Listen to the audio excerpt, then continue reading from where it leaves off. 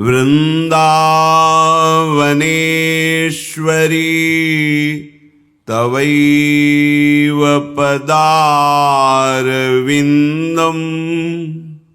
प्रेमामृतैकमकरन्द रसौघपूर्णम् हृद्यर्पितं मधुपते स्मरतापमुग्रं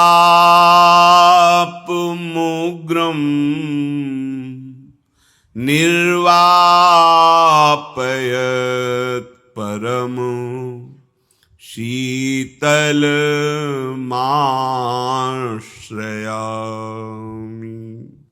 निर्वापयत् परम शीतलमाश्रयामि।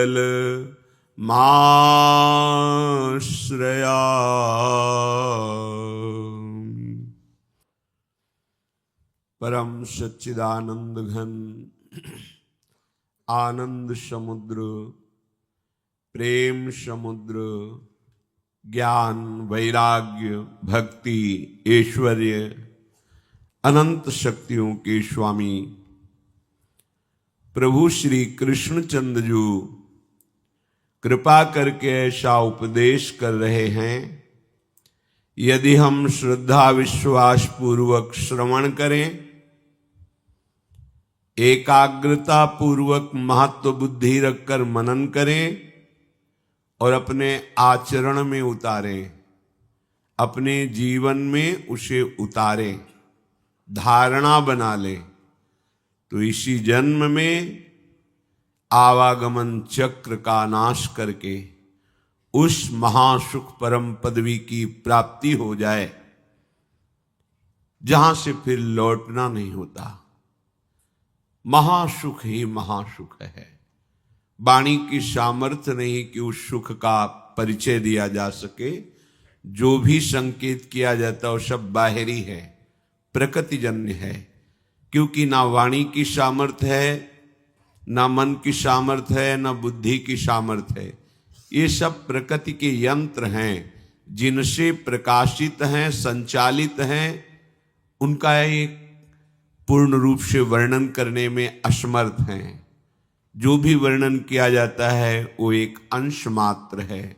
इसीलिए आज तक कोई भी महापुरुष संपूर्णतया प्रभु का वर्णन नहीं कर पाया।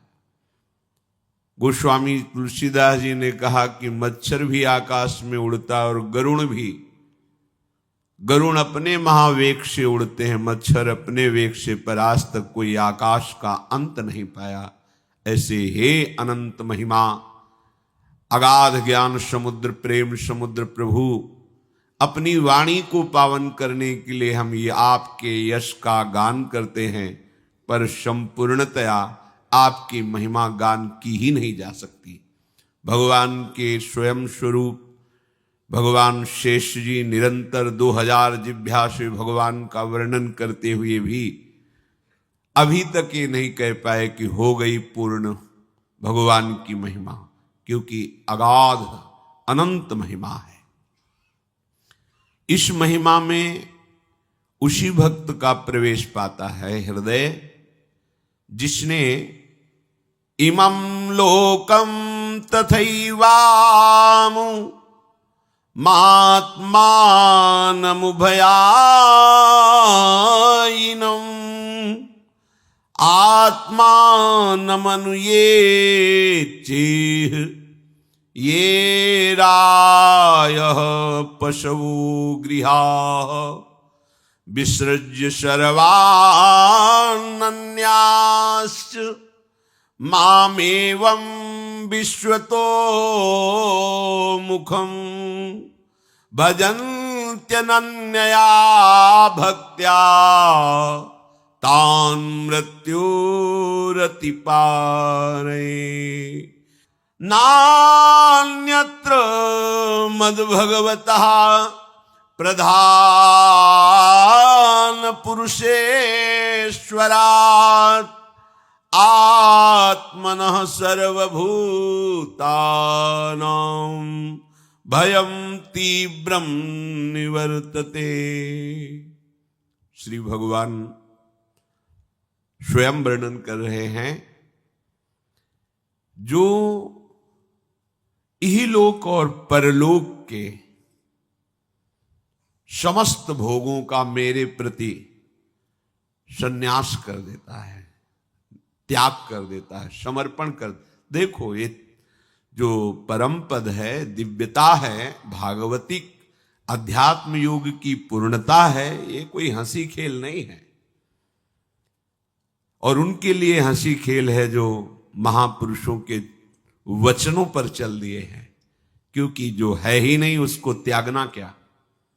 पर जिसने माना है कि ये भोग है, सुख सामग्री है, अब उसको त्यागने में बड़ी कठिनता है।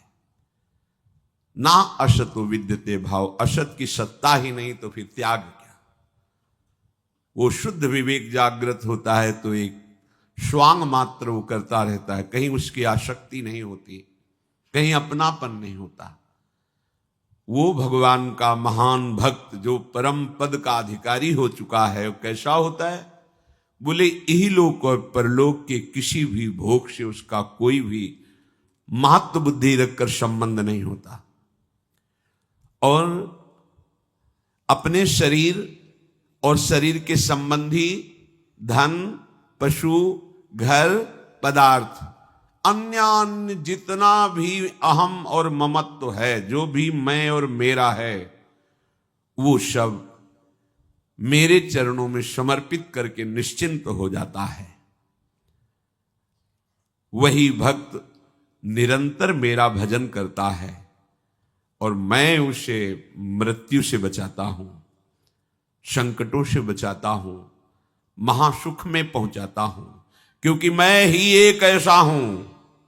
भगवान स्वयं कह रहे हैं, नान्यत्र मद भगवतः प्रधान पुरुषेश्वरात्, मेरे सिवा ऐसा कोई नहीं है कि आवागमन चक्र से तुम्हें बचा ले। स्पष्ट कह रहे, नान्यत्र, दूसरा कोई नहीं, क्योंकि दूसरा कोई है ही नहीं। मद भगवता प्रधान पुरुषेश्वरात्, ईश्वरों का भी ईश्वर मैं हूं। ये भगवान कृपा करके वर्णन करते हैं। मेरे सिवा किसी का भी आश्रय लेने से तुम जन्म मृत्यु चक्र से नहीं बच सकते। उसके लिए इहलोक परलोक, शरीर, शरीर संबंध, शरीर संबंधी भोग, इन सब को भगवान है, भगवान का ही, उनको समर्पित करके तुम निश्चिंत होकर निरंतर भजन करो। तो भगवान कह रहे, भक्त्या तान मृत्यु रति पारये। भक्तों के जीवन में भारी विपत्तियों का सामना करना होता है। क्यों? पापियों को तो ऐसा नहीं देखा जाता जैसा भक्तों को विपत्ति, क्योंकि इनका आखिरी जन्म है, अनंत जन्मों का हिसाब पूरा करना है। इसीलिए लोग डर जाते हैं कि भक्त होते हुए इनको इतना कष्ट, इनकी इतनी विपत्ति, तो मेरे तो आचरण ही ऐसे नहीं, जब इनके भजन का प्रभाव इनको सुखी नहीं कर सकता तो मेरे को क्या सुखी करेगा। तो ये अज्ञान है। भक्त को जो सुख प्राप्त है और प्राप्त होगा, वो त्रिकाल में किसी अन्य साधना वालों को भी प्राप्त नहीं होता। फिर विषयी पुरुषों की तो बात है, तुम उन्हें सुख समझ रहे हो। जो अच्छे से अच्छे पदार्थ खाने के बाद 6 घंटे के बाद मल बन जाता है, चाहे जितना सुंदर पेय हो, मूत्र बन जाता है।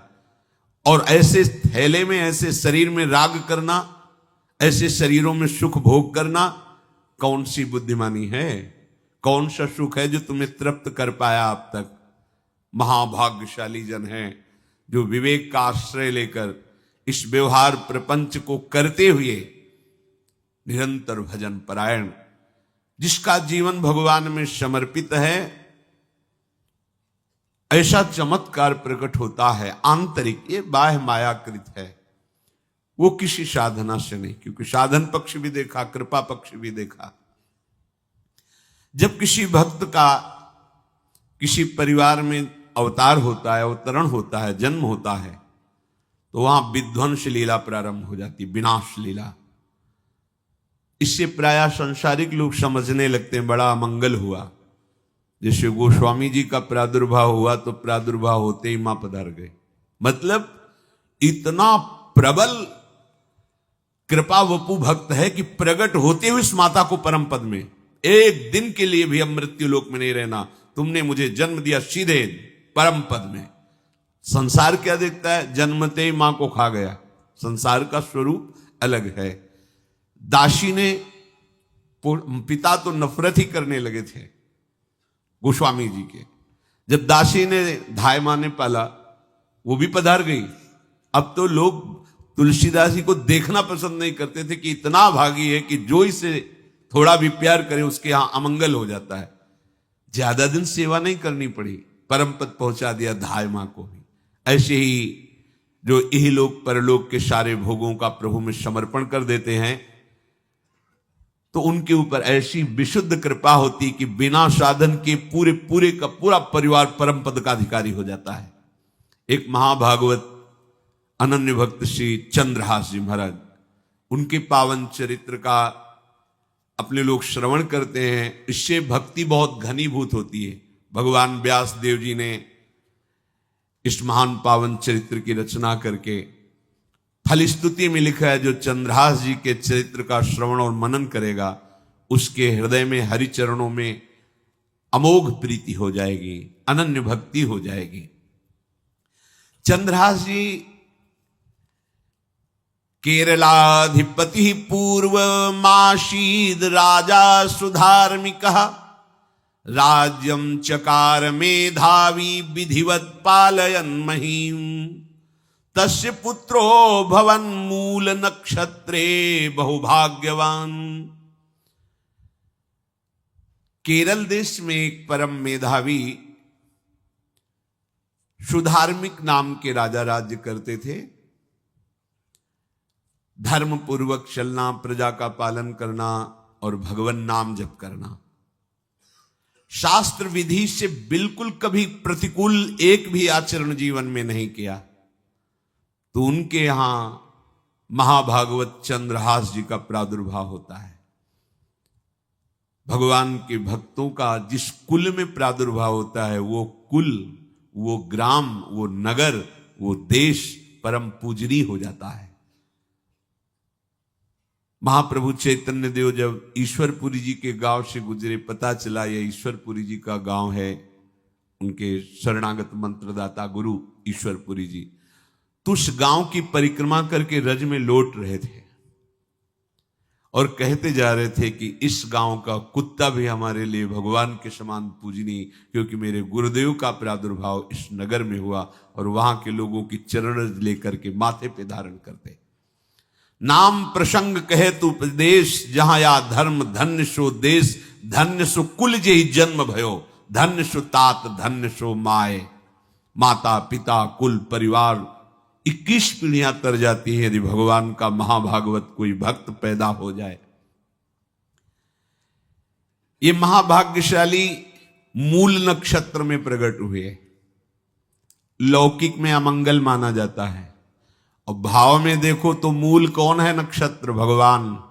ऊर्ध्व मूल मधा शाखा मुसत्थम प्राहुरव्ययम, सबके मूल कौन है? श्री भगवान। किस नक्षत्र में पैदा हुए? मूल में, भगवत स्वरूप। और लोक में माना जाता है कि मूलन में पैदा हुआ है लड़का, अमंगल है, कुछ नष्ट ही होगा।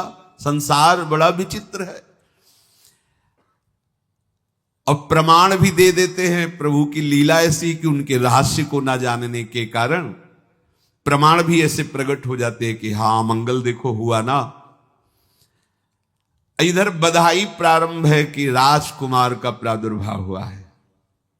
जैसे गोस्वामी जी जन्मते ही श्री मुख से उच्चारण किया राम, अहो भाग। बालक रोते हैं, गोस्वामी जी रोए नहीं थे, प्रकट हुए तो बोले राम। चंद्रहास जी प्रकट हुए तो बोले कृष्ण।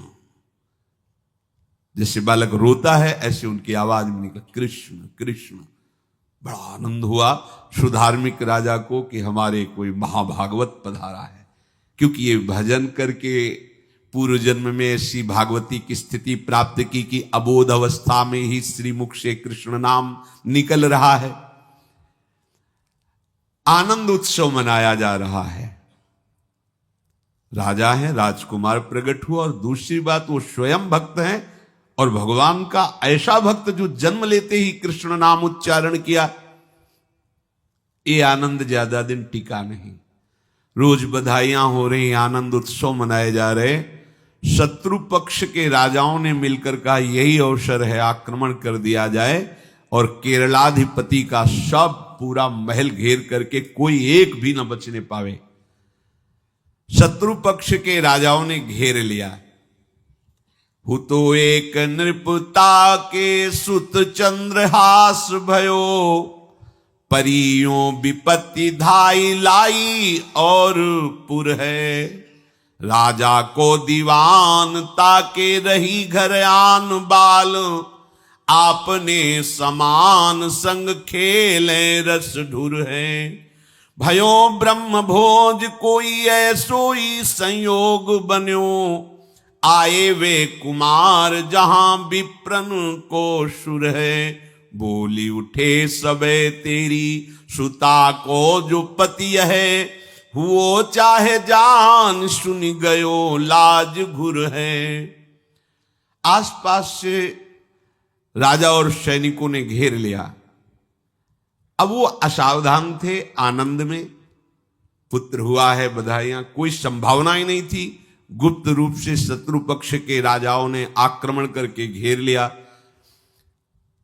अब राजाओं की कई सेनाएं और इनकी असावधानी पूर्वक आनंदमयी वृत्ति में कोई पहले से पता हो तो तैयारी करते, तत्काल आक्रमण को रोकने का प्रयास किया पर असफल रहे। इनके सैनिक भी मारे गए, राजा भी मारे गए, राजमहल को घेर लिया गया, कोई भी एक भी बच के न जाने पावे। तो राजमाता जिनसे चंद्रहास जी का प्रादुर्भाव हुआ था, उन्होंने धाय मां को कहा कि मेरे पुत्र को बचाने में तुम समर्थ हो, मेरे तो प्राण नहीं बचेंगे, अगर ये लोग नहीं मारते तो मैं अपने पति के शव के साथ सती हो जाऊंगी। पहले ऐसी धार्मिक निष्ठा माताओं बहनों में होती थी कि धाय मां ने विचार किया कैसे बचा सकती हूं, आसपास तो सब सैनिक घेरे हुए हैं। तत्काल उसने विचार किया कि अगर हम इनको राजकुमार की तरह ले जाती है तो हमें भी मारा जाएगा और इनको भी मारा जाएगा। देखो कितनी विपत्ति जन्म लेते हैं। कोई प्रश्न कर सकता है कि महाभागवत जिनके घर में प्रकट हो तो वहां धन वैभव सुख संपत्ति बढ़नी चाहिए, यहां तो जन्म से ही जैसे वहां माता पधारी, ये क्या है? तो श्री भगवान स्वयं कह रहे हैं यस्य तुष्टो रहम पार्थ वित्तम तस्य हराम्यहम, करोमि बंधु विच्छेदम सच कष्टेन जीवती। हे अर्जुन, मैं जिस पर बहुत प्रसन्न होता हूं, आप अपने ऊपर भगवान को बहुत प्रसन्न करना चाहते हैं, बहुत प्रसन्न करने में ये है, देख लो। कह रहे जिस पर मैं बहुत प्रसन्न होता हूं, सबसे पहले उसका ऐश्वर्य नष्ट करता हूं, फिर क्या करता हूं, फिर बंधु बांधवों का, फिर क्या करता हूं, असाध्य रोग उसके शरीर में।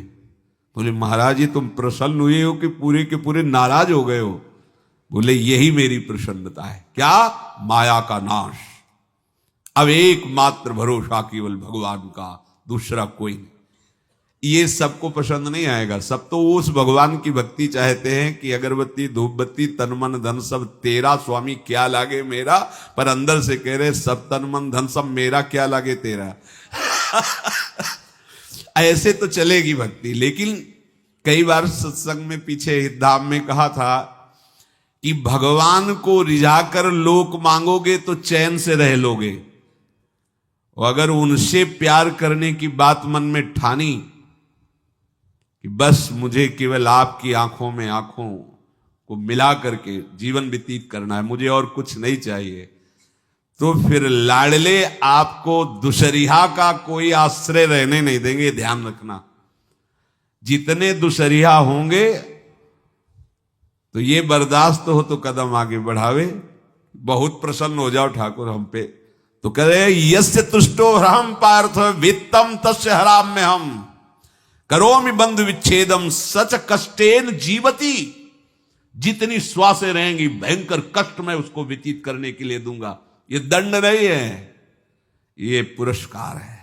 अनंत जन्मों का हिसाब बराबर करके कहीं इसकी वृत्ति मेरे से हट न जाए, ऐसे घेरे में डाल के अखंड चिंतन करवा के सजयति जयति जग उच्चरे।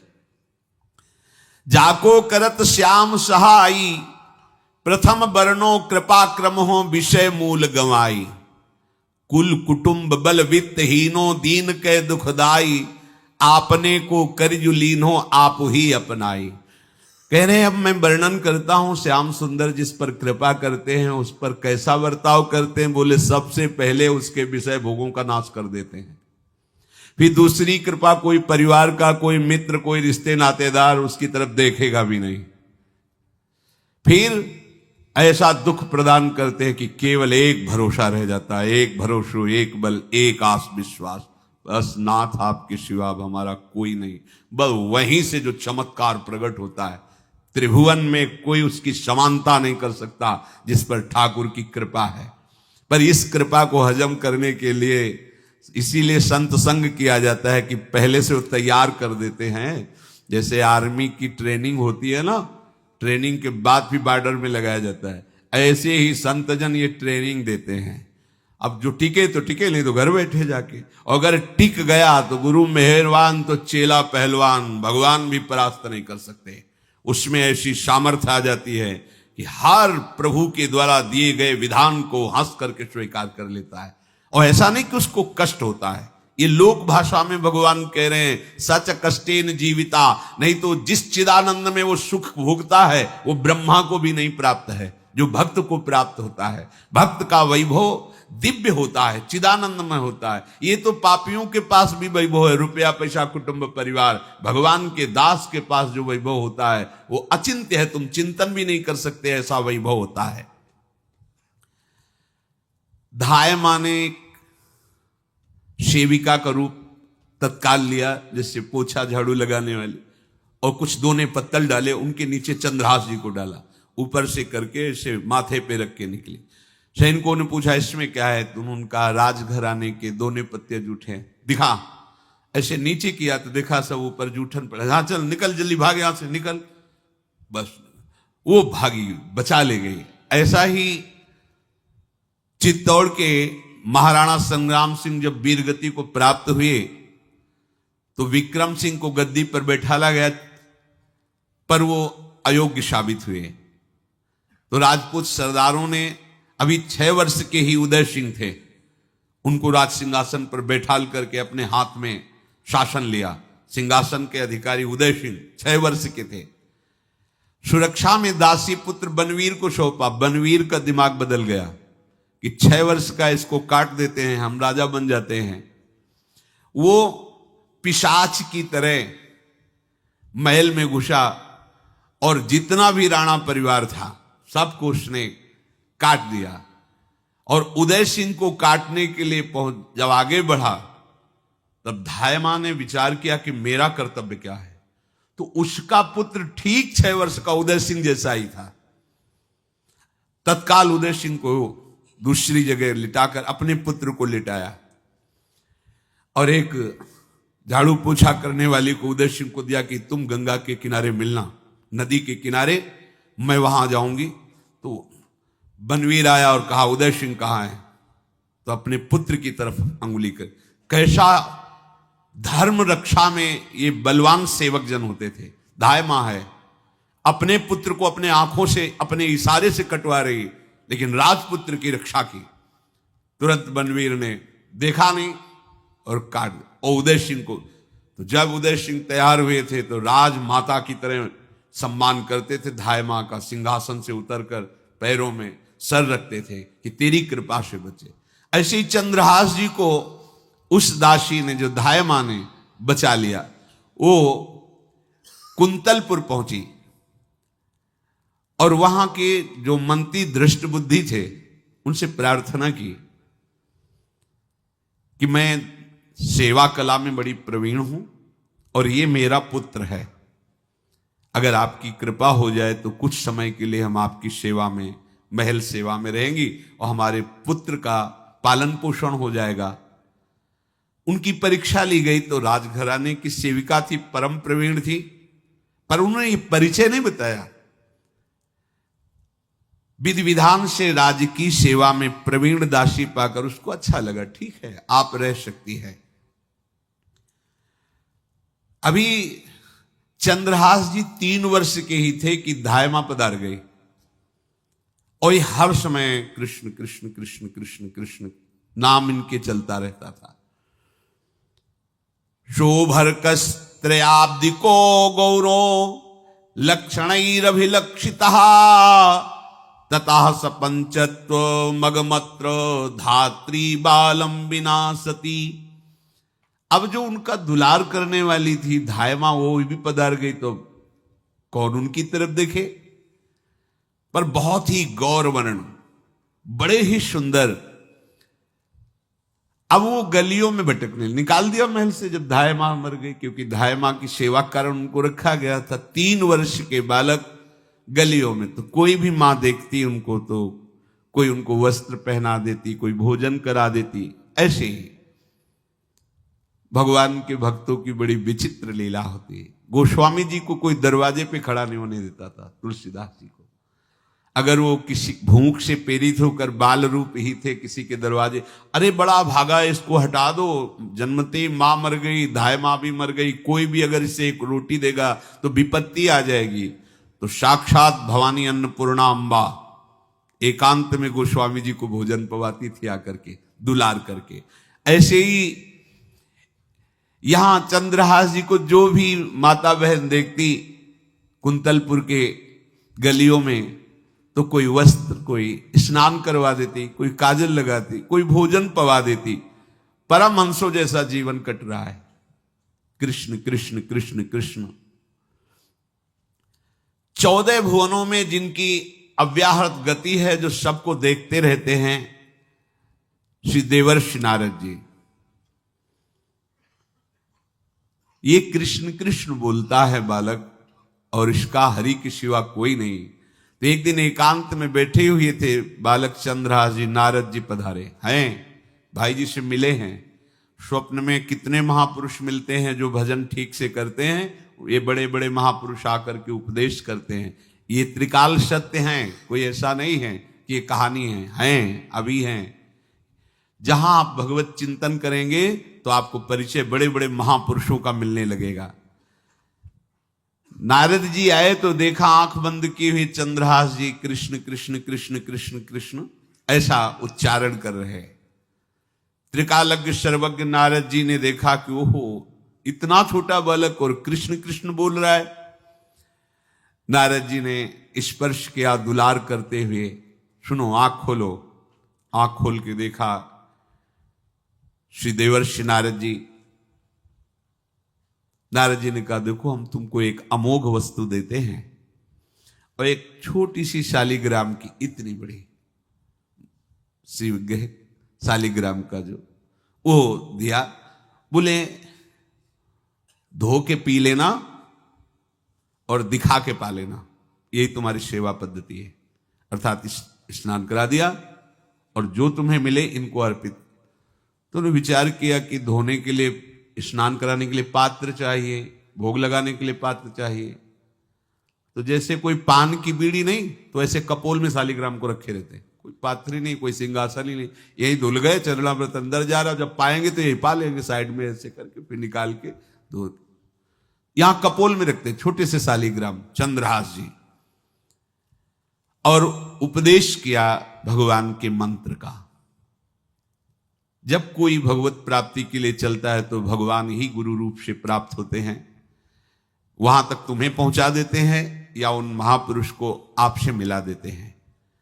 जब कोई भगवत प्राप्ति के लिए जहां चलता है तो ये भगवान अपनी तरफ से कृपा करते हैं। ये दृष्ट बुद्धि के जो महल में धायमा ने इनका आश्रय स्वीकार करवाया था, उसके एक पुत्र थे मदन जी, वो बड़े भागवत थे। और एक पुत्री थी जिसका नाम था विषया, वो बड़ी सुंदर थी, अभी छोटी अवस्था की थी। मदन जी का स्वभाव था भक्तों को भोजन पवाना। जो भगवत भाव के जन होते हैं, उनके हृदय में ऐसा उत्साह होता रहता है कि जो वैष्णव हैं, संत जन हैं, इनको भोजन पवाने का मतलब श्री भगवान को भोजन पवाना। भक्तमाल में भी वर्णन है कि जैसे गर्भवती मां को आप कुछ भी पवाओ तो बालक की पुष्टता अपने आप होती है, ऐसे संतों के हृदय में भगवान विराजमान प्रगट रूप से हैं। जब हम संतों को भगवत भाव से भोग पवाते हैं तो साक्षात भगवान ही पाते हैं। और मदन थे भगवत भाव के, तो उन्होंने बुलाया बड़े बड़े भक्तों को और ब्राह्मणों को। जब ब्राह्मण और भक्त पा रहे थे तो खेलते खेलते चंद्रहास जी भी वहीं चले गए और उन्होंने भी वहां प्रसाद पाया। अब बड़े बड़े ब्राह्मणों में एक ज्योतिषाचार्य थे। दृष्टबुद्धि जी ने हाथ जोड़कर प्रणाम किया और अपने परिवार को प्रणाम करवाया और कहा, यह हमारी पुत्री है। दृष्टबुद्धि जी ने कहा, आप इसका हाथ देकर बताइए, इसको वर कैसा मिलेगा, कैसा ऐश्वर्य होगा। दृष्टबुद्धि मतलब दुष्ट बुद्धि, ऐसा ही था वो। पर बड़ा विचित्र खेल है, इसकी बुद्धि एकदम विपरीत और पुत्र महाभागवत। भगवान का खेल है, वो भक्ति विरुद्ध और पुत्र भागवत। उन्होंने कहा वर, ऐसे दृष्टि डाली चंद्रहास जी वहीं पार, वो है इसका वर। वो इसे धाय का एक दासी का लड़का हमारी पुत्री का वर बने। बोले शायद आपने ध्यानपूर्वक रेखा नहीं देखी, वो हम देख लिए हैं, यही है तुम्हारी पुत्री का वर। तो पर्यो सोच भारी कहा करो यो विचारी, अहो सुता जो हमारी ताको पति ऐसो चाहिए। डारो या ही मार या को यह है विचारी, तब बोली नीच जन कहो मारो ही दाहिए। लेके गए दूर देखी बाल छवि पूर, हम योनि पर धूर दुख ऐसो अवगाहिए। बोले अकुलाए तो ही मारेंगे सहाय कौन, मांगो एक बात जब कहो तब वाहिए। दृष्टबुद्धि ने विचार किया कि एक भिखमंगा हमारी राजकुमारी पुत्री का दूल्हा बनेगा। पंडित जी को तो दक्षिणा दी, विदा किया और सैनिकों से कहा घर से निकलने न पावे बालक, क्योंकि ज्योतिष पक्की, ज्योतिष शास्त्र सत्य है पर उसका सम्यक ज्ञान होना चाहिए। भला मुझ सम्राट के मंत्री की पुत्री, वो महामंत्री है दृष्टबुद्धि, और ये एक भिखमंगा कैसे हो सकता है। बड़ा हृदय में जलन हुआ, ये तो बड़ी अपकीर्ति और दुर्भाग्य का विषय होगा, इसी को मरवा डालते हैं, काम खत्म हो जाएगा। निश्चय किया और जल्लादों को बुलाया और कहा बालक जो पंगत में भोग पा रहा है इसको ले जाओ और जंगल में मार के, और इसका कोई अंग हमें काट के दिखाओ कि हम मार, मतलब पक्का मार देना है। क्योंकि वो इतने सुंदर थे, इतने सुशील थे, इतने प्यारे लगते थे कि कोई भी मारने के लिए तैयार। इसीलिए उसने शर्त रखी, इनका अंग काट करके हमको प्रमाण में दिखाया जाए कि मार दिए गए हैं। ततो देवास भगवान चांडालास्तान मुमुहत मोहितास्त्वन्त्यजा वाक्य मब्रुवन कीदृशः शिशु। चांडालों ने हाथ पकड़ा चंद्रहास जी को, लेकिन चंद्रहास जी का स्पर्श करते हुए उनको ऐसा दुलार होने लगा हृदय में, जैसे मां को अपने बच्चे से दुलार होता है। स्पर्श करते, दरस परस अघनाश, भक्त का स्पर्श ही पापों का नाश कर देता है। वो दो जल्लाद आपस में कहने लगे, भाई जीवन हो गया लोगों को मारते हुए, कभी कोई पुण्य का काम नहीं किया। ये देखो भक्त संग का प्रभाव।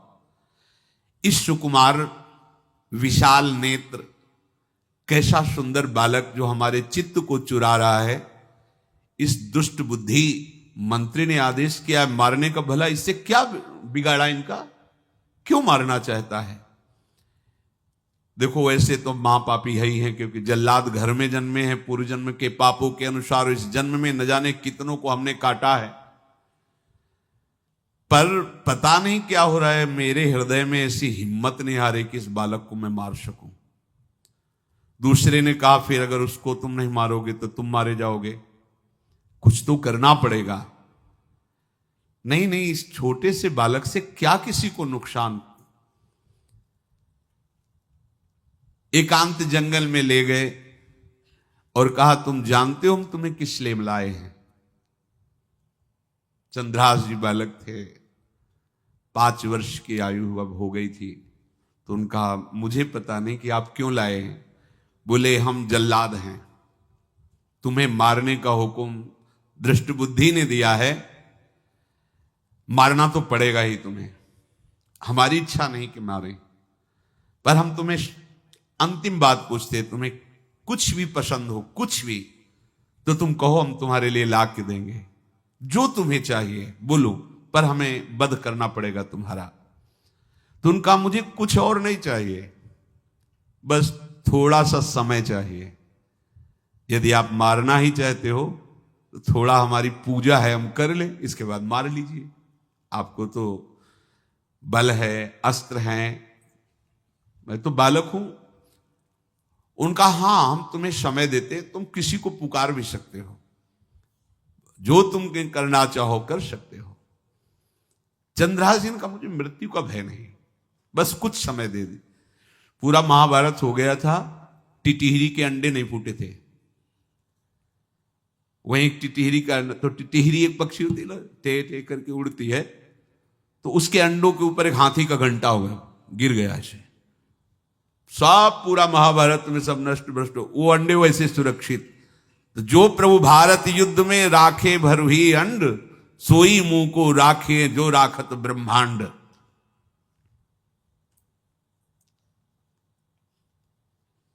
मैं तो अनाथ हूं, श्री कृष्ण के सिवा कोई मेरा है नहीं, मैं किसको पुकारूं। मेरा आश्रय तो एकमात्र वही प्रभु हैं। और निकाला शालिग्राम, यही सिंहासन है शालिग्राम का। भगवान के भक्तों की अपार महिमा है।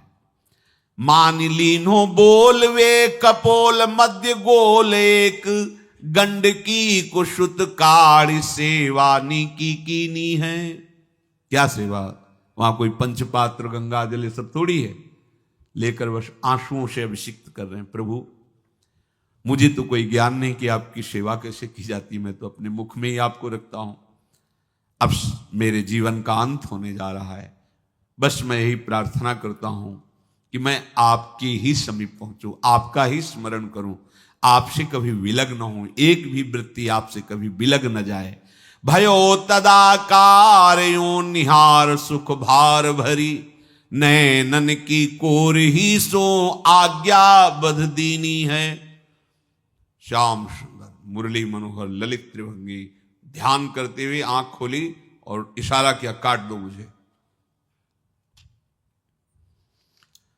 जल्लादों ने जब देखा आंसू चल रहे ऐसा, वो बैठ गए अस्त्र रख के, कहने लगे भाई तुम मुझे मार दो, भले भले वो दृष्ट बुद्धि मुझे, मैं इस बालक को नहीं मार पाऊंगा, मेरी हिम्मत नहीं। अब कुछ भी हो, मेरा वध हो जाए, पर मैं इस बालक को, गिरे मुरझाई दया आई कछु भाए भरे, ढरे प्रभु और मति आनंद शोभिनी है।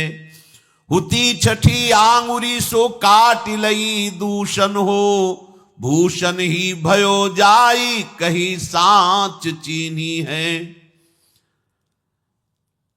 जब नेत्र का इशारा हुआ कि वध कर दो, तो जो बधिक मारने के लिए आए हत्यारे थे वो आनंद से एकदम प्रफुल्लित हुए और कहा मैं नहीं मार पाऊंगा तुम्हें। तो एक ने कहा देखो एक उपाय मुझे दिखाई दे रहा है, इस बालक में विशेषता तो है ही, पर इसके पैरों में देखो बाएं पैर में एक छठी अंगुली भी है, किसी किसी को होती है। गांव में तो कहते छंगू या छंगा, जिससे होता है ना गांव में, और छंगा मतलब 6 अंगुली के। बोले इसको अगर काट लेते हैं तो प्रमाण भी सत्य, जिसकी कसम खवाएगा मैं खा लूंगा कि ये चंद्रहास जी के है, और मैं मार दिया। और कौन इस बालक को ढूंढेगा, जंगल में छोड़ देते हैं, अपनी तो सामर्थ्य नहीं। बदिकों ने, जल्लादों ने ऐसा ही किया और जाकर अंगुली दिखा दी, मैं बालक का वध करके आ गया हूं। उनको यह कि लाखों बार इन्होंने वध किया तो संशय का कोई रिश्तेदार थोड़ी है, वो तो बालक है, उसको मारने में क्या। हाँ ठीक है, मार दिया गया। अब वो जो चले गए तो अंगुली जो कटी थी उससे रक्त प्रवाह हो रहा है। कृष्ण कृष्ण जगन्नाथ वासुदेव जनार्दन, हे कृष्ण हे जगन्नाथ हे वासुदेव हे जनार्दन, ऐसे नाम उच्चारण करते हुए मूर्छित हो रहे हैं चंद्रहास जी। वो छोड़ करके जल्लाद चले गए। चंद्रहास जी भगवान का स्मरण कर रहे हैं, तो जितने जंगल के मृग हैं वो सब मंडलाकार घेर के ऐसे। एक हुमा नाम का पंछी होता है, अगर उसके पंखे की छाया पड़ जाए तो चक्रवर्ती सम्राट का वैभव प्राप्त होता है। और वो भीड़ की भीड़ पक्षी आकर चंद्रहास जी के ऊपर ऐसे घेरे हुए हैं।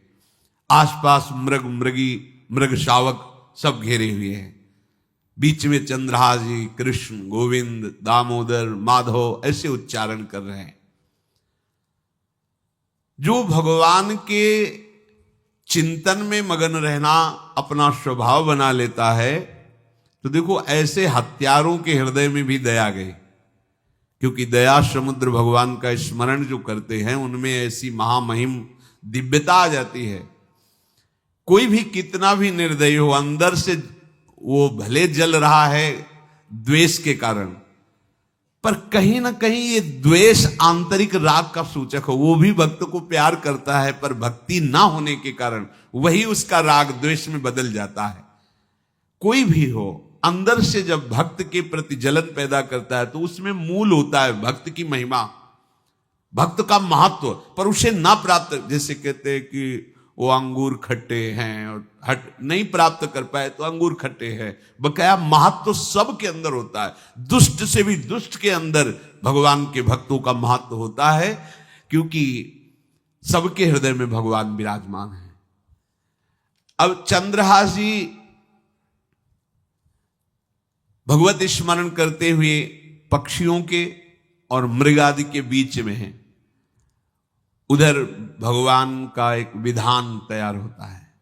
वह देश भूमि में रहत लघु भूप और सुख सवै एक सुत चाह भारी है। कुंतलपुर के ही अधीन एक चंदनवती नाम की राज्य नगरी थी। वहां के राजा थे, उनके पुत्र नहीं हो रहा था, तो उन्होंने बहुत से दान पुण्य यज्ञ आदि किए। गृहस्थी धर्म में पुत्र ना होना एक बहुत अमंगल सूचक होता है। पितरों को पिंडदान करना, तृप्ति करना और गृहस्थ परंपरा को आगे बढ़ाना, पुत्र ऐसा। और जिसके गृहस्थ धर्म में होते हुए पुत्र नहीं होता, उसे शास्त्रों में लिखा पुत्र नाम के नरक की भी प्राप्ति होती है, ऐसे।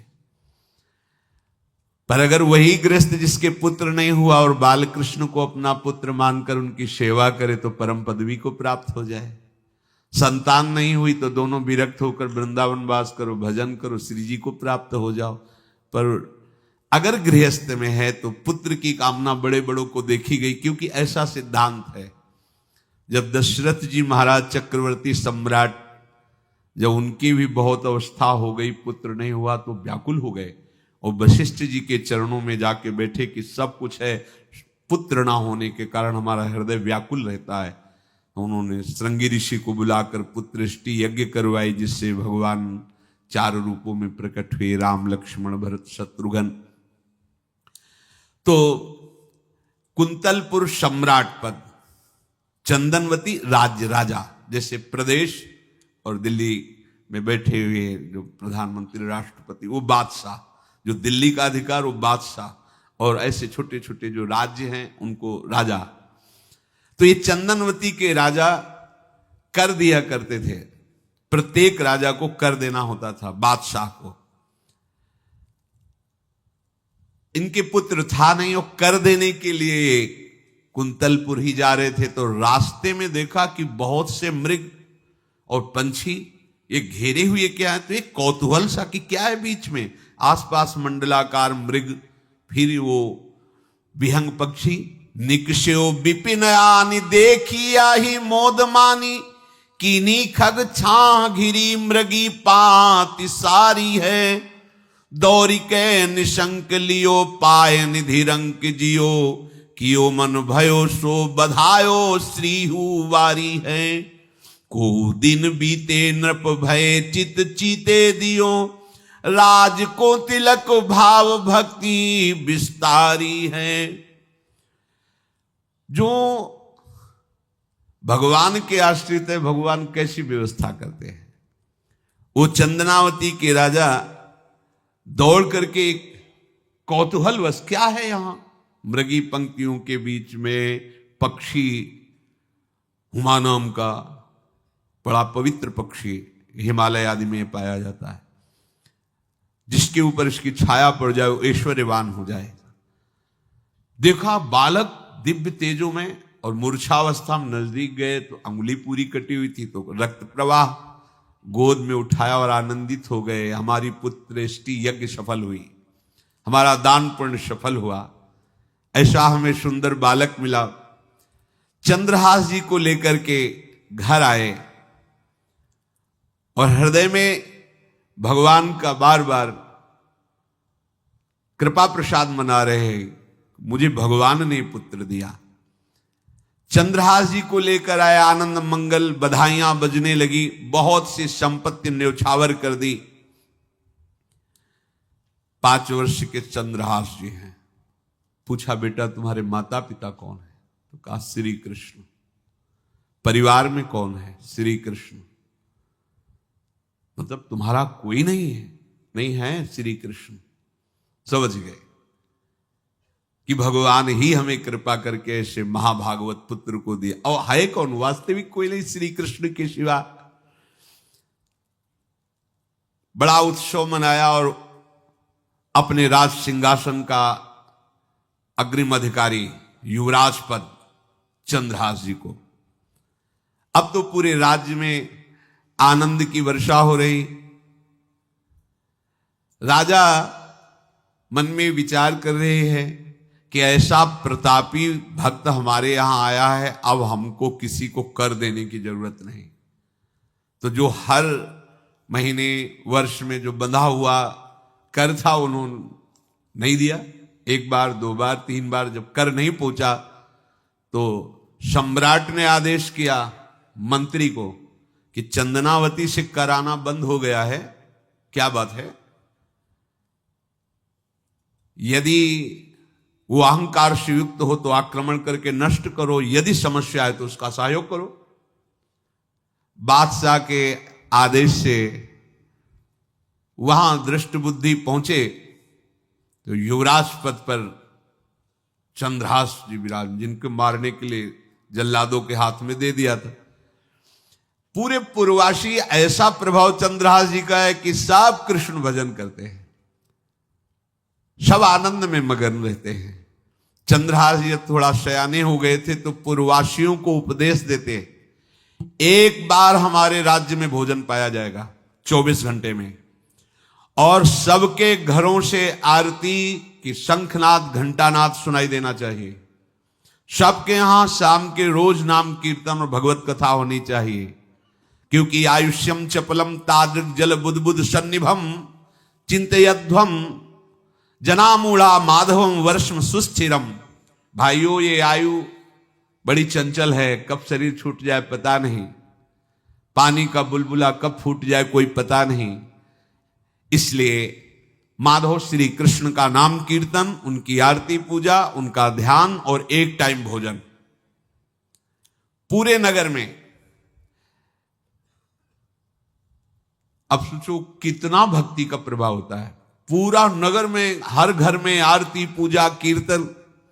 तो रहे जाके देश सो नरेश कछु पावे नाही, बाहबल जोर दियो सचिव पठाई के, आयो घर जान कियो अति सन्मान सो, बिछान लियो वह बाल मारो छल छाई के, दई लिखी चिट्ठी जाओ मेरे सुत हाथ दीजे, कीजे वही बात जाको आयो ले लिखाई के, गए पुर पास बाग सेवा मति पाग करी, भरी दृग नींद ने कुसोयो सुख पाई के। चक्रवर्ती सम्राट के लक्षण स्वाभाविक चंद्रहास जी में प्रकट होते थे। अब दृष्ट बुद्धि जब वहां गया, देखा युवराज पद पर, पहचाना कि वही बालक है, ये तो चंद्रहास है, क्योंकि काफी समय तो महल में ही रहे थे धाय मां के साथ और अच्छे से पहचान थी। अब उन्होंने विचार किया कि ये तो बहुत अनिष्ट हो गया, हमने तो मारना निश्चित किया था और जल्लादों ने इसको छोड़ दिया और अब तो ये राजा का राजकुमार बन गया। तो राजा से कहा कि पहली बात, युवराज पद पर बैठालने के पहले तुम्हें सम्राट को सूचना देनी चाहिए थी। दूसरी बात, अभी तक तुमने कर नहीं दिया। जानते हो कि अगर सम्राट का भाव बदल गया तो एक क्षण में तुम्हारे राज्य को नष्ट कर दिया जाएगा। तो राजा ने हाथ जोड़कर चंद्रावती के राजा ने कहा, महाराज आप ही अब हमारी रक्षा कर सकते हो। तो उसकी दृष्टि चंद्रहास पर थी, इसको मरवाना है, क्योंकि पंडित ने बताया था यही पति बनेगा। अरे तो अब तो आनंदित होना चाहिए कि अब तो राजा बनेगा, अब तो बढ़िया है। लेकिन चंद्रहास जी को यदि आप सम्राट के पास भेज देते हैं और सम्राट निश्चित प्रसन्न हो जाएंगे चंद्रहास को देख के, तो वो तुम्हारे इस अपराध को क्षमा कर देंगे। युवराज पद दे दिया और भेंट नहीं दी, कर नहीं दिया महीनों से, तो ऐसा करो चंद्रहास जी को भेज दो। राजा ने स्वीकार कर लिया। और पहले लोग बिल्कुल धर्म से चलते थे, कहीं भी अधर्म का लेश नहीं। एक चिट्ठी लिखी दृष्ट बुद्धि ने और चंद्रहास जी से कहा खोल के पढ़ना नहीं, मेरे पुत्र मदन को देना जाके, और मदन तुम्हें फिर आगे का कार्य सम्राट से मिलाना, माफी करवा देना, ये सब करवा देगा, पर ये चिट्ठी तुम रास्ते में खोल के नहीं देखना। और वैसे भी किसी का पत्र खोल के देखने का धर्म नहीं कहता। अगर कोई पत्र दे तो ये नहीं कि इसमें क्या लिखा है, नहीं, या तो हिम्मत नहीं है, इतनी धैर्य नहीं है तो मत लो। अगर धैर्य है तो हाथ में लेकर जहां तक पहुंचाना वहां तक पहुंचा दो, नहीं तो वो कार्य ही मत लो। ये अधर्म है कि आप बीच में उसको खोलकर पढ़े। पहले लोग बहुत धर्मात्मा होते थे, एक एक बात धर्मयुक्त होती थी। चंद्रहास जी को चिट्ठी दी, चंद्रहास जी ने पत्र को अपनी पाग में खोस लिया और कुंतलपुर के लिए चले। अब इनका किशोर अवस्था में प्रवेश हो चुका था। एक सुंदर कुंतलपुर के बाहरी रमणीय बगीचा था, वृक्ष बहुत सुंदर सुंदर, पुष्प वाटिका भी, बड़ा मनोरम लगा। घोड़ा बांध दिया वृक्ष में और पहले सरोवर का बड़ा निर्मल जल होता, जल पिया, हाथ मुंह धोया, थोड़ी देर भगवान का ध्यान करते रहे वृक्ष के नीचे और फिर लेट गए तो नींद आ गई। भगवान बड़े कृपालु हैं। जो भगवद आश्रित होता है त्रिभुवन में कोई उसका अमंगल नहीं कर सकता।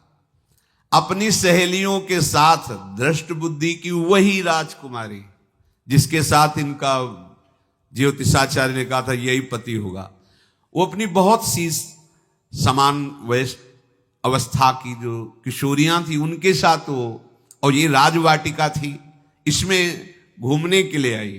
तो घोड़ा देखा तो उसने कहा यहां किसी का घोड़ा कैसे आ सकता है, हमें लगता है कोई यात्री इसमें प्रवेश कर गया, उसको पता नहीं होगा कि राजवाटिका है। खेलत सहेलिन मो आई वाही बाग मांझ, करी अनुराग भई न्यारी देखी रीझी है। पाग मदि पाती छवि माती झुकी खेच लई, बाची खोल लिख्यो विष दैन पिता खीजी है। विषयासु नाम अभिराम दृग वंजन सो, विषया बनाई मन भाई रस भींजी है, आई मिली आलिन में लालन को ध्यान हिए, पिए मद मानो गृह आई तब धीजी है। वो अपने शैलियों के साथ घूमते हुए उसी वृक्ष के नीचे पहुंची जा चंद्रहास। चंद्रहास नौ किशोर अवस्था, और जो भगवान का भजन करते हैं उनमें एक विशेष आकर्षण होता है जो साधारण आदमियों में नहीं होता। वो कैसा भी रूप हो उससे मतलब आकर्षण होता है, ऐसा लगता है इनके समीप बैठे रहे, इनको देखते रहे, इनकी बातें सुनते रहे, उनमें भगवत आकर्षण होता है। आंख मुंदी हुई शोर है, देखते ही पूर्व विधान के अनुसार उसका चित्त लुट गया। इतना सुंदर नौ किशोर अवस्था, आसपास देखा तो सखियां खेलने में लगी थी। पाग में एक चिट्ठी सी दिखाई दी तो झुक करके चुपचाप ऐसे नौ किशोर अवस्था में चंचलता भी होती है, चिट्ठी खोल करके देखा तो वैसे ही रूप माधुरी में आसक्त हो गई थी। पूर्व संस्कार से आकर्षण भी हुआ। इसने संस्कृत में लिखा था, विस्मस्मयी प्रदातव्यम त्वया मदन शत्रवे, कार्या कार्यम न द्रष्टव्यम कर्तव्यम खलु में प्रियम। मदन पुत्र, उनके नाम था मदन। अय मदन, बिना कुछ विचार किए इसको विष दे देना जाते ही। क्या उचित है क्या अनुचित ये तुम्हें नहीं सोचना, मेरा प्रिय करना, मेरे आदेश का पालन, जाते ही से विष दे देना। पत्र उसने देखा वो पिताजी की बुद्धि खराब हो गई, ऐसे सुंदर नव किशोर को विष देने की बात लिख दी। अब उसे बड़ा दुख हुआ कि पहली ही दृष्टि में, अभी तो इन्होंने आंख खोल के हमें देखा ही नहीं, और इनको इस सोई हुई मुद्रा में देख करके मेरे प्राण समर्पित हो गए, मेरा चित्त समर्पित हो गया। चलो, जब मेरी सखियों के नाम पुकारे जाते, हेमलता शशिकला आदि, तो मुझे चुभता था कि मेरा नाम पिताजी ने विषया क्यों रखा है। आज सार्थक हो गया, मेरा नाम सार्थक हो गया। काजल लगाई हुई थी, एक सीख से ऐसे काजल लिया, और एक संस्कृत में आ बनता है ऐसा, ऐसे बस ऐसे कर दो तो विषया हो गया। अब उसका अर्थ बदल गया, हे मदन, उचित अनुचित का विचार छोड़कर जाते ही इसे विषया प्रदान कर दो, ये मेरा प्रिय कार्य होगा। विषया पुत्री भगवान है, जैसी हो भवतव्यता तैसी बने सहाय, आप ना आवे आप परताई तहां ले जाए। तो ओ पत्र वही खोश दिया, और ये सुख हुआ कि तो जाएंगे भाई के पास ही ना, तो घर में ही तो जाएंगे, वहां इनकी इस प्रसन्न मुद्रा में बातचीत करते हुए मैं इनको देखूंगी।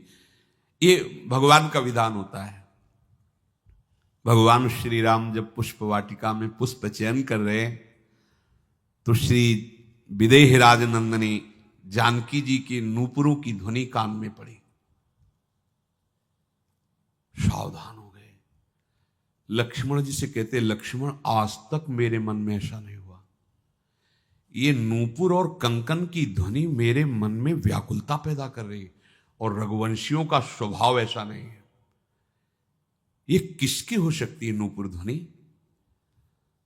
तो बोले भैया ये तो जनक जी का निज महल की वाटिका है, इसमें तो राज परिवार के सिवा किसी का प्रवेश ही नहीं होता।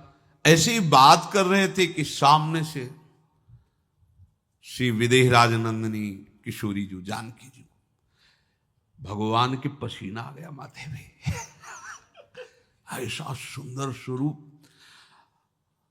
और लक्ष्मण जी से कहते, लक्ष्मण मुझे अपने मन पे विश्वास, मर्यादा पुरुषोत्तम भगवान, मुझे अपने मन पे विश्वास है कि कभी भी इसमें हलचल नहीं, पर आज कुछ हम संभाल नहीं पा रहे। ये विधान होता है ना, जानकी जी को देख, तो ये भगवान का विधान होता है जो ऐसा पवित्र भाव वाले।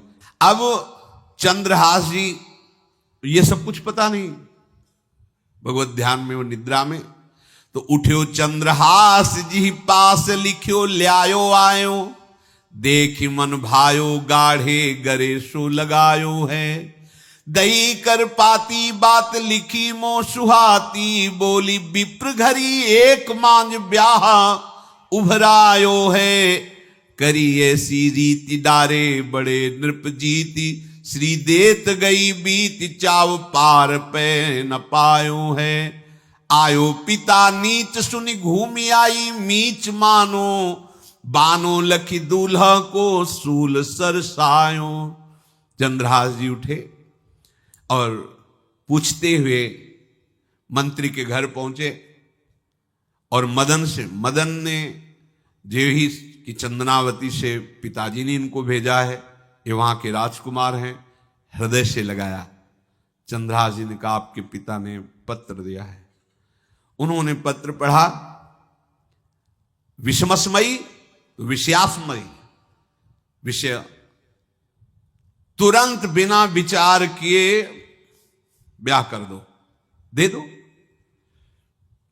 क्योंकि लिखा है प्रदातव्यम त्वया मदन, अभी इसी क्षण जहां ये पत्र मिले, उनका जो आज्ञा, सुबह शीघ्र शुभम शीघ्र, बुलाओ पंडित को। पंडित ने कहा भगवान की कृपा से अगला मुहूर्त है, बिल्कुल ये ब्याह का पक्का मुहूर्त है। अब तो राजघराने तत्काल व्यवस्था हुई। अब वो तो पहले ही मोहित हो चुकी थी देख के विषया जी। तत्काल दुल्हन रूप उनको सजाया गया, इनको दूल्हा रूप सजाया गया, पंडित शुरू कर दिए, गणानंतो आगणपति को ब्याह हो गया। अब जब ब्याह यहां खूब धूमधाम से हो गया तो दृष्ट बुद्धि ने सोचा कि काम हो गया होगा, विष दे दिया होगा, मर अब हम जाके संभाल लेंगे, क्योंकि राजकुमार है, कैसे विष दिया, कौन दिया, तो इस बात को हम संभाल लेंगे। जब वहां घर है तो पूरे नगर में सजावट हुई थी। बोले भैया सजावट का है कि? बोले महाराज आपके ही आदेश से तो है, आपने दूल्हा भेजा था। और दूल्हा भेजा, ब्याह किसने कब कहा ऐसा? बोले वो तो मदन के पास चिट्ठी रखी है। अब वो घर गए, मदन को बोला, बोले तुम्हारी बुद्धि मारी गई क्या? हमने पत्र में लिखा था। दिखा दिया, लिखा था हमने विष, इसमें विषया कैसे लिख गया? काजल से ऐसे, और पहले स्याही काजल की ही होती थी, तो ऐसे भगवान सब कुछ बना देते हैं। उनका पिताश्री एक भी अक्षर आपकी आज्ञा को उल्लंघन, आपने लिखा था बिना विचार किए उचित अनुचित का हमारी आज्ञा का पालन किया जाए। विषया प्रदातव्यम मदन, मेरा नाम लेके आपने संबोधन करके ये देखो ये लिखा हुआ है, इसमें हमारी त्रुटि क्या है? देखा तो चंद्रहास जी दूल्हा और सुंदर, अब उसका हृदय आग ले। अब तो मान जाना चाहिए, बिटिया का वरण हो गया भाई, ब्याह हो गया, अब तो गुस्सा छोड़ देनी चाहिए। पर दुष्ट बुद्धि, नाम ही रखा था दृष्ट बुद्धि, उसने कहा चाहे बिटिया विधवा रहे पर तुम्हें जिंदा नहीं रहने देंगे। ये दुष्ट बुद्धि होती है। देखो कैसे कैसे ऐसे ही होते हैं, कुछ लोग ऐसे ही होते हैं, हमारी इज्जत, फिर जेल काटता है पूरा परिवार, मार डालेंगे तुम्हें जिंदा नहीं रखेंगे, ऐसे दुष्ट बुद्धि का स्वभाव होता है। अब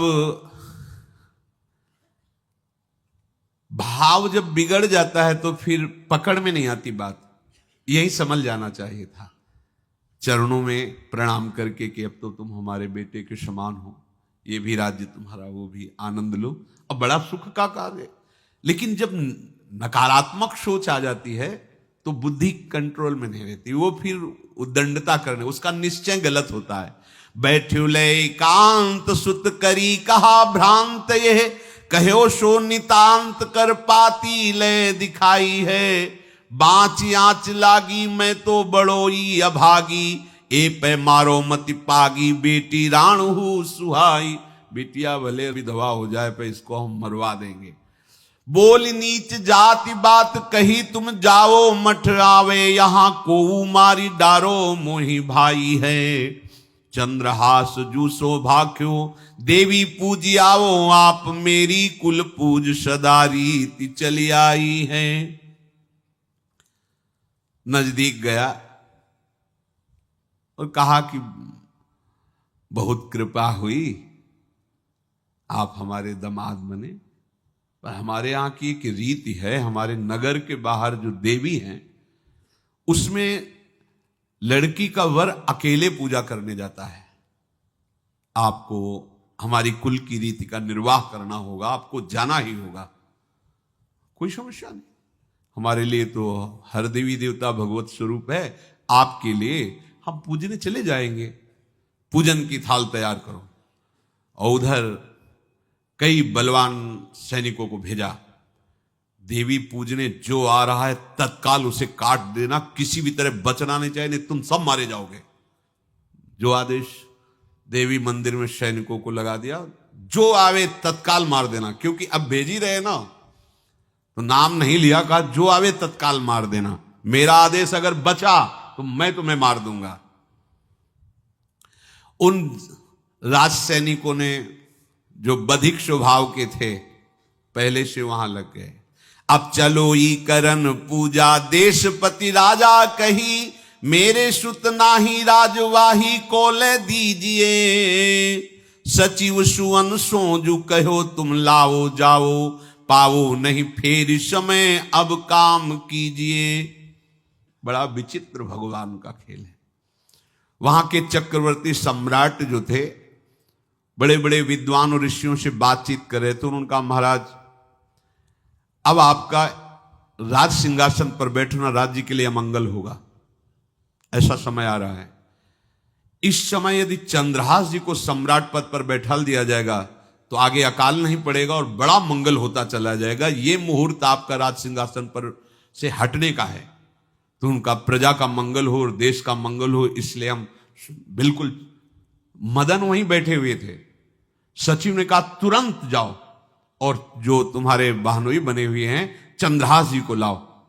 तो भागे। तो जो और सैनिक राज सैनिक थे पूछा किधर जा रहे हो? बोले वो अपने बहनोई चंद्रहास जी। बोले वो तो देवी पूजा के लिए गए। तो घर में जाके वो सीधे आगे बढ़े, तो जा ही रहे थे थाल सजाकर देवी। बोले सुनो इसी समय मुहूर्त है, आपको देवी पूजा हम कर लेंगे जाके, या हम थाल लेके वहां बैठे रहेंगे, पहले सम्राट पद का वो अभिषेक करो फिर देवी पूजा हो जाएगी। ये तो घर की बात है, और देवी पूजा मैं करके आ रहा हूं, वो देवी पूजा के लिए और वो सम्राट पद के लिए बीच से ही। दौरे सुख पाई जाय मगही में लियो जाए, दियो सो पठाई नृप रंग माही भीजिए। अब जब जो सम्राट थे तो बहुत आनंदित हो गए, क्योंकि भगवान का भक्त तेजस्वी और बलवान शूरवीर योद्धा जो सम्राट पद पर बैठेगा तो अकाल नहीं पड़ेगा, सुख की सब प्रजा को वृत्ति प्राप्त होगी। बड़े आनंदित होकर इनका सम्राट पद पर अभिषेक हो रहा है। और दृष्ट बुद्धि के पुत्र जो मदन संतों और भक्तों का आदर करते थे, वो देवी पूजा, और वहां पहले उसने बोल रखा था जो आवे तो देवी अपमान ते न डरो सम्मान करो, जात मारी डार्यो या सो भाष्यो भूप लीजिए। चंद्रहास जी का सम्राट पद पर अभिषेक और मदन जी का देवी मंदिर में प्रवेश, और सैनिकों ने काट के फेंक दिया मदन को। ये जो पे कृपा रघुपति कृपाल की, बैर और की कहा सरे होई न बाको। बार भगत को जो कोई कोटि उपाय करे, गोस्वामी तुलसीदास लिख रहे। भगवान का कृपा पात्र जो भक्त है, किसकी ताकत है कि उससे बैर कर सके? चाहे कोई त्रिभुवन में हो, भक्त का बाल बांका नहीं कर सकता, चाहे करोड़ों करोड़ों उपाय कर ले। और तके नीच जो मीच साधु की, सो पामर ते मीच मरे। वेद विदित प्रहलाद कथा सुनि, को न भगति पथ पाम धरे। अगर तुम जिस भाव से साधु को नीचा दिखाना चाहोगे वही भाव तुम्हारा सर्वनाश कर देगा। वैसे ही देखो सर्वनाश हुआ ना, एक ही पुत्र और इसके आदेश से वह उल्टा खेल हो गया, पुत्र की ही हत्या हो गई और चंद्रहास जी को सम्राट पद पर अभिषेक किया जा रहा है। अब दृष्ट बुद्धि ने बड़ी प्रसन्नता अंदर है कि वो तो मार दिया गया होगा। सैनिक आए और बोले महाराज आपके पुत्र का वध हो गया है। पुत्र का वध कैसे? बोले आपने कहा था जो आए उसे मार देना, तो आपका पुत्र ही थाल लेकर पूजन। वो तो चंद्रहास, बोले उनका तो अभिषेक हो गया सम्राट पद पे। ये कैसे हो गया? अब अंदर भारी दुख उनके हृदय में। उन्होंने बताया कि तुम्हारे पुत्र को तो हम लोगों ने ही काट डाला आपके आदेश के अनुसार। आपने कहा था जो जाए उसे काट। अब तो छाती पीट पीट के, माथा फोड़ फोड़ के खूब रो रहा है। किसी का कोई भी बस नहीं चल सकता भगवान के भक्त के ऊपर। तंत्र मंत्र दुनिया का जितना भी सामर्थ्य है, ये भक्ति को ऐसे खिलवाड़ नहीं है। भगवान के भक्त को छोटा, गरीब, असहाय देख करके कभी अपमान मत कर देना। दुखिया को न सताइए, क्योंकि दुखिया देगा रोए, और जब दुखिया के मुखिया सुने तब तेरी गति का होए। ऐसा मत समझना है भिखारी है, बेकार है, ऐसा है, क्या है हमारे पास सब कुछ है। कुछ नहीं, एक तमाचा में काल के सब मिट्टी में मिल जाओगे। ये जो भ्रकुटी के इशारे से काल को भीना चाहता है, उनके ये दास हैं। देखो ना, क्या वो सम्राट पद पे अभिषिक्त हो रहा है, उसके कुल परंपरा चलाने वाला पुत्र ही काट दिया गया। अब वो बार बार मैं कितना भागी, हाय मैं कितना भागी, अपने पुत्र को ही मरवा दिया, ये हाहाकार करके रो रहा है। चंद्रहास जी ने जब सुना तो उन्होंने कहा, अरे मृत्यु तो मेरी निश्चित थी, फिर मदन भैया को वो मेरी मृत्यु प्राप्त हुई।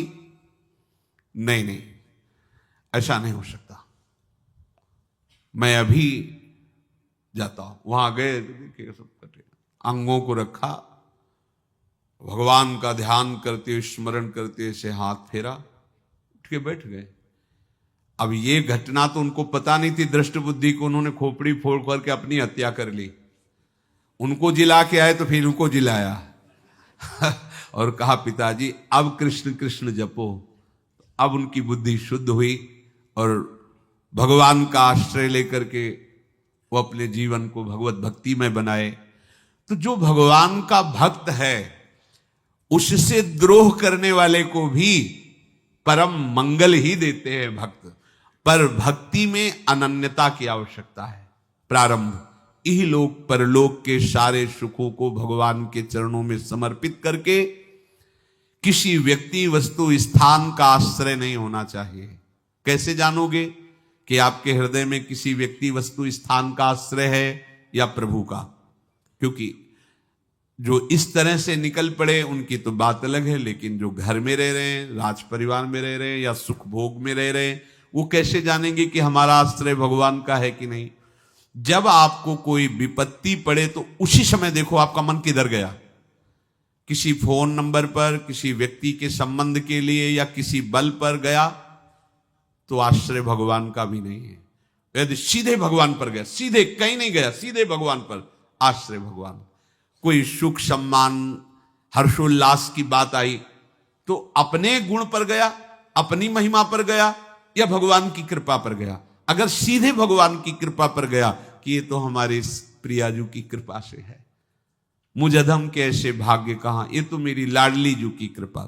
कोई विपत्ति आई, कोई परेशानी की बात नहीं, लाडली जो है ना, बस बड़े से बड़े सुख में और बड़े से बड़े दुख में, दोनों में हमारी चित्त की वृत्ति आराध्य देव की तरफ जा रही है, तो जान लो आपका भगवद आश्रय। और भगवद आश्रय है तो ये ऐसी चमत्कारमयी वृत्ति है कि इससे बड़ा कोई साधन नहीं।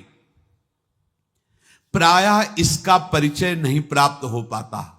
मदाश्रया एक दिन बोले भी थे, बहुत अमृत में शब्द है ये, बड़ी कृपा, पढ़ सब जाएंगे, पर मदाश्रया की स्थिति ये केवल कृपा पात्र को ही प्राप्त होती है।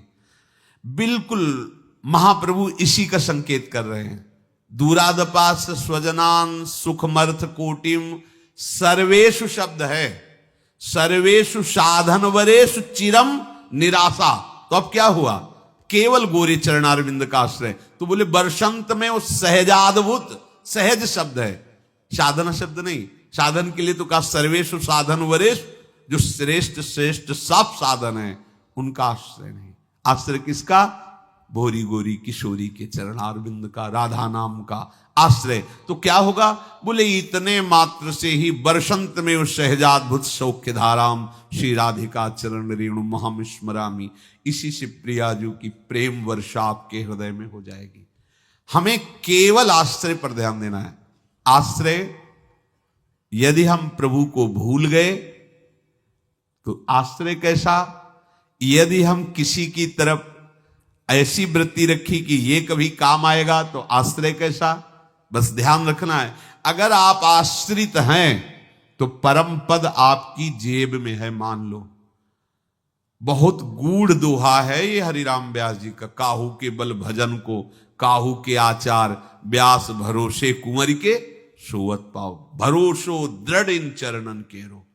बस दृढ़ता पूर्वक हमारी महारानी जी के चरणों का आश्रय, और जिभ्या से राधा राधा राधा कुछ दुर्लभ नहीं। देख लेना आप, कुछ दुर्लभ नहीं, सच्ची मान लीजिए। अंतर और बाहर से निहाल कर देंगे श्री जी। यही परलोक, हम नहीं कह रहे, हमारे आचार्य कह रहे, यही परलोक, यही परलोक। भक्ति सुख पावत नहीं कह रहे, सकल सुख पावत शब्द को पकड़िए। तुम यही तो चाहते हो ना कि सारे सुख मुझे मिले। तो हरिवंश महाप्रभु हित सजनी जो प्रिया की निज अंग सेवी हैं, वो कह रही कि कसम से कह रहे, हमारी बात मान लो। कसम से सब कब बोला जाता है? जब लगता है पता नहीं है विश्वास करे कि ना करे, तभी नहीं कहा। मेरी शौ का मतलब जानते हो, यही कसम से कह रहे हैं, अगर हमारी बात मान लो ना, यही परलोक सकल सुख पावत मेरी शौ। भैया कृष्ण गुण संचु, श्री प्रियालाल के नाम का जब, प्रियालाल का आश्रय परम सुख प्रदान करने वाला है। चाहे जैसी विपत्ति आवे, चाहे जितना विरोध हो, चाहे जैसा दुख हो, घबराना नहीं। ये दुख विपत्ति ही हमारे प्रभु का साक्षात्कार कराने के लिए भेजी गई है। पक्का मानना, ये विपत्ति दुख आ रहा है, मानो प्रभु आने वाले हैं। जैसे अरुणोदय होता है तो पता चलता सूर्योदय होने वाला है, ऐसे जिस भक्त के जीवन में दुख विपत्तियां घेरने लगे तो जान लेना भगवत साक्षात्कार होने वाला है। प्रायः बड़े बड़े महाभागवतों के जीवन में जब भगवत साक्षात्कार का समय आया तब, देखो प्रताप राय जी का चरित्र सुनाया था एक बार कि उनको छल से लोगों ने फंसाकर जेल भेज दिया। जेल में वो इस बात से दुखी थे कि ठाकुर सेवा करने को नहीं मिल रही, मेरे ठाकुर जी ऐसे भूखे। तो वो प्रभु से रो के कह रहे थे कि प्रभु मुझे ये सब अपमान और ये जितना बंधन मिला इसका दुख नहीं, हमें दुख इस बात का है कि आपकी सेवा नहीं। उसी समय प्रियालाल जेल में ही उनको साक्षात्कार। तो ये विपत्ति, ये अपमान, ये दुख हमारा साथी है जो हमें प्रभु से मिलाएगा। हमें घबराना नहीं है, उबना नहीं है, एकमात्र भगवद आश्रय और भगवत चिंतन।